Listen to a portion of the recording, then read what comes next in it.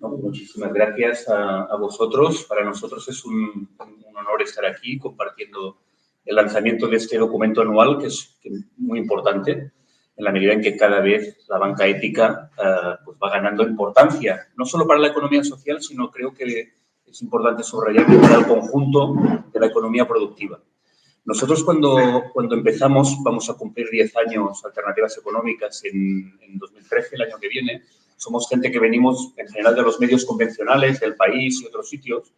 y al principio nos parecía que eso de la banca ética era algo que teníamos que apoyar, pero que era una cuestión simbólica. Y poco a poco, y de hecho los datos que nos van a presentar luego pues lo evidencia, se constata el creciente papel, la creciente fortaleza mucho más allá de lo que nosotros, que no estábamos en el meollo de este mundo, sino que lo veíamos de afuera con simpatía, pero con un punto de condescendencia, podíamos llegar a imaginar.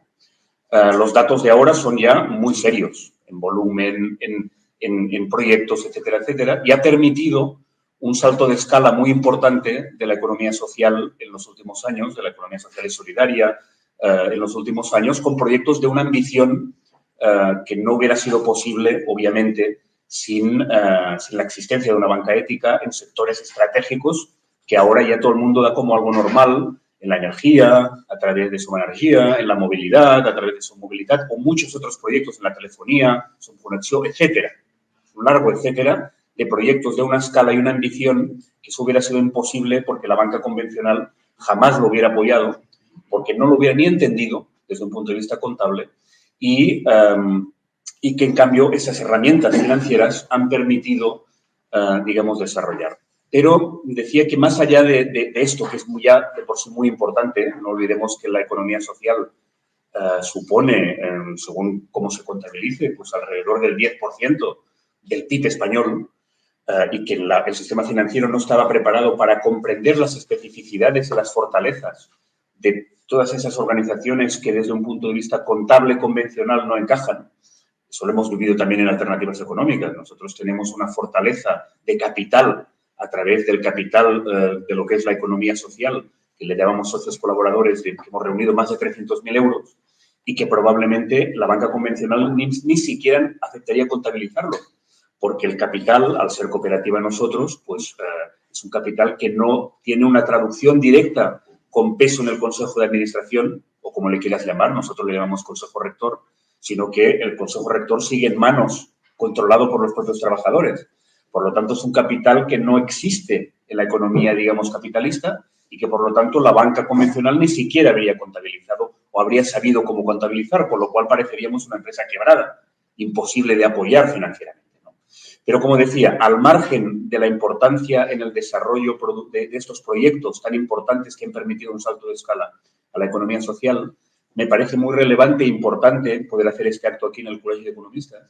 porque de alguna forma la banca ética ha acabado haciendo el papel que uno espera, o que por lo menos consta en los libros de texto y los estudiantes de economía, que hace la banca, o que debería hacer la banca convencional. La banca ética es mucho más. Tiene un propósito, tiene una voluntad de transformación, tiene muchas más cosas. Pero su funcionamiento es parecido al que en teoría consta en los libros de texto de lo que sería la banca convencional, que es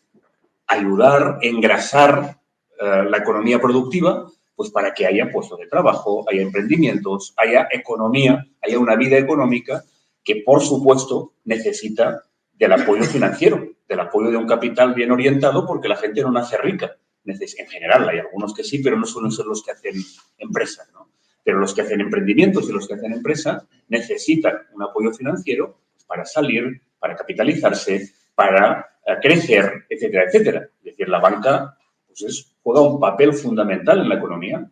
y la banca convencional hacía este papel. ¿Cuál es el problema? Que desde hace unos cuantos años, con independencia de otros problemas que pueda tener, donde invierta, etcétera, etcétera, pues desde hace unos años ese negocio convencional, que era aburrido en términos de los capitalistas que han surgido, digamos, en las últimas décadas, pues se han dedicado a otras cosas. A veces parece que para la banca convencional la economía productiva no es más que un elemento de legitimación, de alguna forma, para lo que ellos le llaman instrumentos de innovación financiera, conseguir operaciones o hacer operaciones que nada tienen que ver con la economía productiva y que les dan unos márgenes pues mucho más elevados. De forma que la economía productiva en su conjunto, no solo la de la economía social, pues cada vez le ponen un foco menor de atención y se dedican a esos complejos mecanismos financieros que a la postre no solo desatienden a la economía productiva, sino que son los que acaban provocando periódicamente y de forma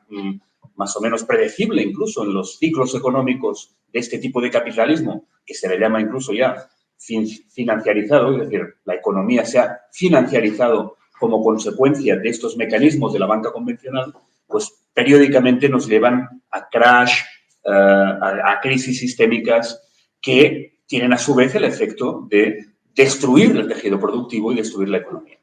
Por lo tanto, la banca convencional, obviamente sigue habiendo bancos y cajas, las antiguas cajas y entidades financieras que dentro del mundo de la economía convencional siguen teniendo como prioridad engrasar el conjunto de la economía, ayudar a la economía productiva, pero allí no está el business y, por lo tanto, lo han llevado hacia otro terreno y han dejado desatendido lo que en teoría, según los libros de texto, según incluso la propia pensamiento convencional, considera que es el papel de la banca que coincidió, que es muy importante para la economía productiva. Por lo tanto, queda la banca ética y algunos otros elementos también, la banca cooperativa y algunas otras entidades que efectivamente siguen teniendo el foco en la economía productiva y haciendo ese papel tan imprescindible para la economía, insisto, más allá de la economía social, que ya es de por sí muy importante. Si uno se fija en los datos que nos presentarán ahora, veremos la diferencia con la economía convencional, con la banca convencional, que antes decíamos, pues generan los booms, los grandes momentos de especulación y de business, y luego ese mismo accionar es el que acaba derivando en los crash y en las terribles crisis. Los datos que nos presentarán se ve cómo el crecimiento de la banca ética es absolutamente sostenido. Es lo que asegura que estos financieros consideran aburridísimo, previsible. Pues es un lento crecimiento dedicado a la economía productiva, sin márgenes espectaculares, sin necesidad tampoco de redistribuir, de conseguir dividendos ni grandes operaciones para lucrarse, pero es bestial el crecimiento sostenido, haya crisis o no en la economía convencional. O sea, la economía convencional sube y baja y aquí hay un crecimiento sostenido lento al servicio de la economía productiva. E incluso, muy interesante también lo que veréis, con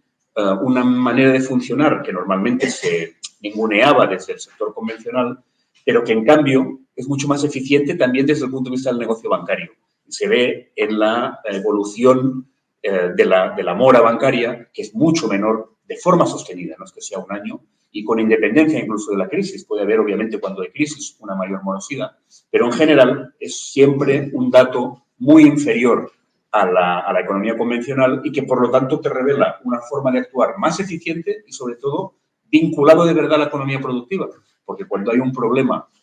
de mora, lo que se hace es intentar ver cómo se soluciona en beneficio del emprendimiento. Obviamente sin lastimar la cuenta de resultados de la banca ética, que necesita obviamente ser absolutamente, desde un punto de vista convencional, también con muy buenas cifras, porque si no, no existe nada más. Por lo tanto, esos son datos que nos ayudarán a entender el por qué digo que la banca ética ya no es una cosita, digamos, residual, es algo muy importante, más allá incluso de la economía social, ha permitido un salto de escala a la economía social, pero es un modelo del sector financiero, de lo que debería ser un sector financiero convencional al servicio de la economía productiva y más allá incluso de la economía social. Por eso, y con eso acabo, me gusta también subrayar, Jordi Vía, que está aquí presente, pues siempre habla de la economía ciudadana, que va más allá de la economía social y que es la economía centrada, digamos, en el mundo productivo, en la economía real, la que beneficia al conjunto de los ciudadanos sin externalidades que son contrarias o que perjudican la vida del ser humano o la vida del planeta, pues ese ámbito económico que trasciende la economía social, pues tiene la suerte de contar con la banca ética, que es lo que antes era o se suponía que era la banca convencional y que en este proceso a largo plazo, se lo vamos viendo con los luces largas, pues creo que es suficientemente importante las cifras que nos presentan como para respetarlas, valorarlo y pensar que